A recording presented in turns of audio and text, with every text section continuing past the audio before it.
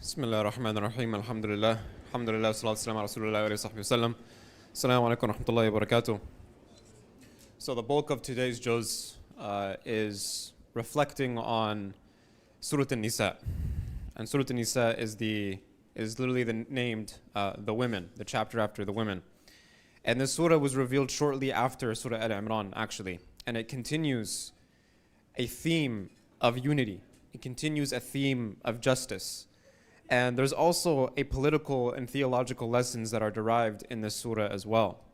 But this surah has a very high number of gender-related issues that appear in it. And this is important because in order to establish unity as an ummah, we have to understand the rights of one another.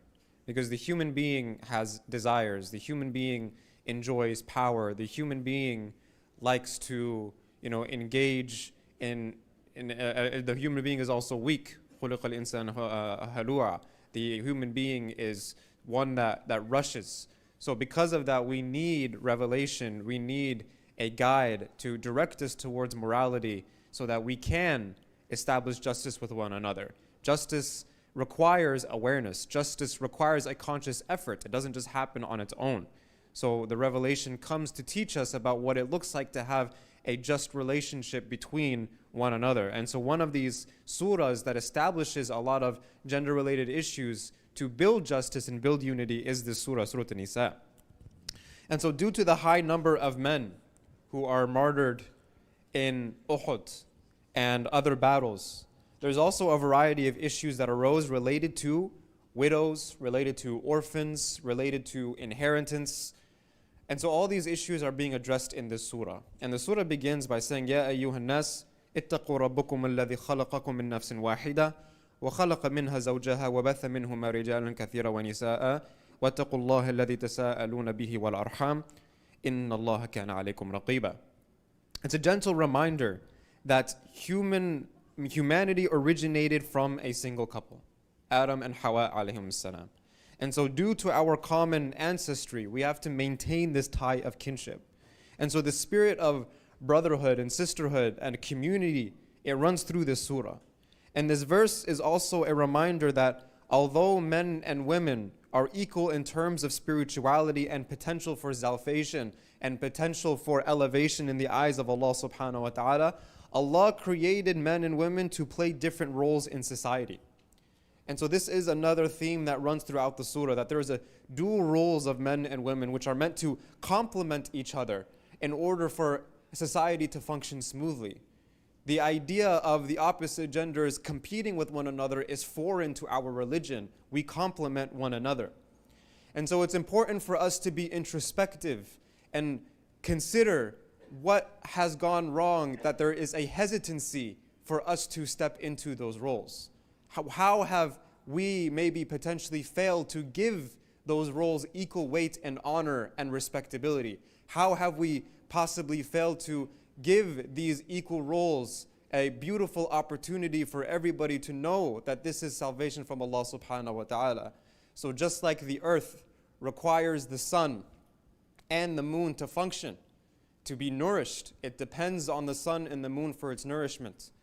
When the sun acts like the moon or the moon acts like the sun, the earth would be destroyed pretty quickly. And so similarly in our households, if the man steps up in his role as the father and as the husband, and the woman steps up as the mother and the wife, then that's an opportunity for a beautiful family and a beautiful child to flourish in that environment.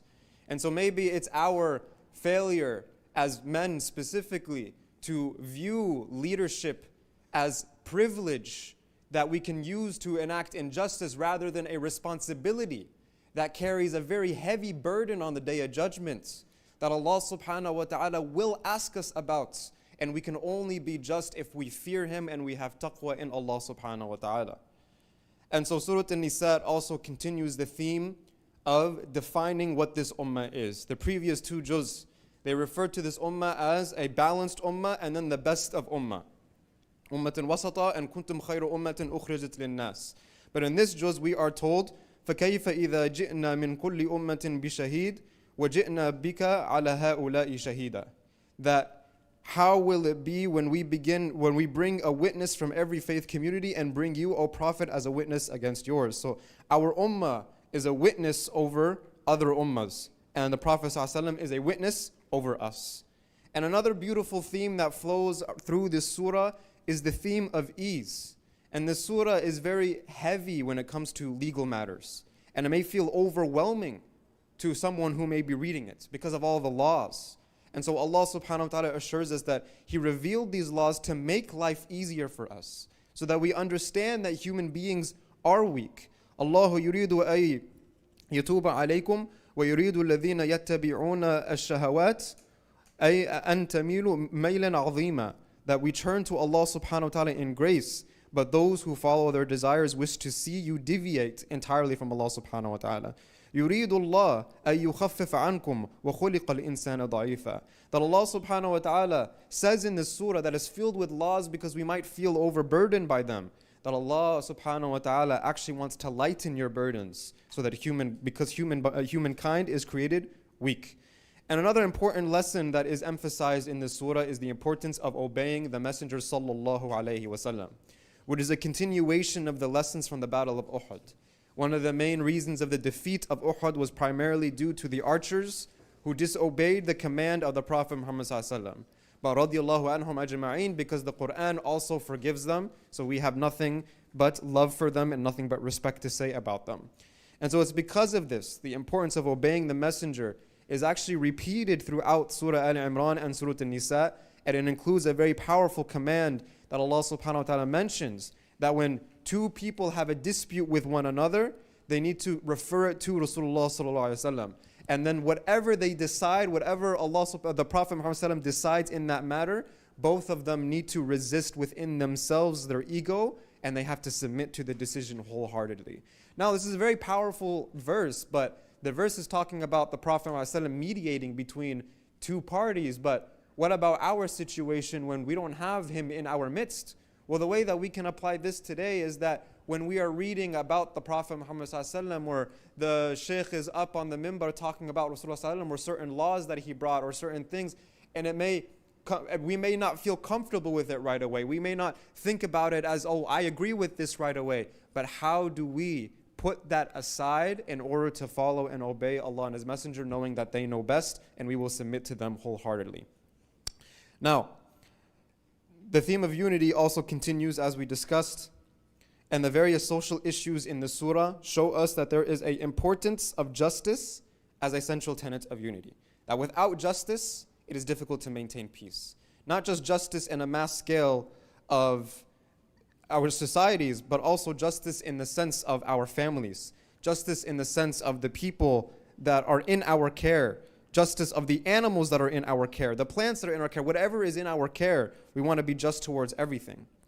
And also this surah, it emphasizes multiple times family values and societal values. So as I mentioned, there was a big widowed and orphan population that was growing because of the battles that were happening in Medina. And so let's not shy away from it. But Surah An-Nisa, it does mention polygamy. And polygamy is also mentioned in the surah. And so what was previously an unrestricted practice that was driven by one's desires, Islam came and restricted it and established justice and conditions of justice attached to it and attached responsibility to it.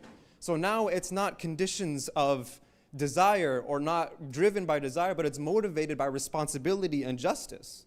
And so this was proposed also as a solution for that growing widowed and orphan population and societal well-being. And a small yet crucial portion of the surah focuses on inheritance law, which was foreign to the Arabs at the time. And it was focused on how to properly give distribution to inheritance to families in order to not disunite the families. And finally, in the surah, this juz, it ends with a very powerful reminder. And this reminder is a reminder about the importance of justice in the Quranic worldview as a pillar of unity and peace. Ya ayyuha alladhina amanu kunu qawwamina bil qisti shuhada'i lillahi walau ala anfusikum aw al walidaini wal aqrabin. That, O believers, stand firm for justice as witnesses for Allah, even if it is against yourselves, even if it is against your own parents. even if it is against your own close relatives. أَن يَكُونَ غَنِيًّا أَوْ فَقِيرًا. Even if the person, be they rich or poor, it does not matter. فَاللَّهُ أَوْلَى بِهِمَا. Because Allah subhanahu wa ta'ala is the one who ensures everybody's best interest. فَلَا تَتَّبِعُوا الْهَوَىٰ. And do not let your desires, and ta'dilu, do not let your desires cause you to deviate. وَأَن تَلْوُوا أَوْ تُعْرِضُوا فَإِنَّ اللَّهَ كَانَ بِمَا تَعْمَلُونَ خَبِيرًا. That if you distort the testimony of what? The testimony of justice, or refuse to speak out in justice, then know that Allah subhanahu wa ta'ala is certainly all aware of what you do. So with that, my brothers and sisters, there's a lot to unpack in this juz. But the two main things that I want us to reflect on today is when it comes to the laws of Allah subhanahu wa ta'ala, we want to be of the forefront of those who submit them wholeheartedly, because that is the status of the companions. That is the status of the ones that we look up to, that we strive to be like, that we strive to meet on the Day of Judgment. And it is because of their willingness to wholeheartedly submit to Allah and His Messenger that they achieve that status. So we can be similar. Maybe we can join them inshallah one day as well. But we have that condition attached to wholeheartedly submit to Allah subhanahu wa ta'ala and to His Messenger. And the second thing is the establishing of justice. And justice is required in order for us to have unity. So we need to understand each other's rights so that we can fulfill these rights. And again, justice is not a natural human characteristic trait. Unfortunately, it is why it requires conscious effort. It requires awareness in order for justice to truly implement across the globe and implement across the land. And as we said before, كُنْتُمْ خَيْرُ أُمَّةٍ أُخْرَجَتْ لِلنَّاسِ. Allah subhanahu wa ta'ala gave everyone in this room the honor of being the best of ummah that has been brought forth in this world. So everybody has that capability, has that responsibility, has that privilege of being able to be of those that establishes justice across the globe. I ask Allah subhanahu wa ta'ala to accept. Jazakumullahu khairan. Assalamu alaikum wa rahmatullahi wa barakatuh.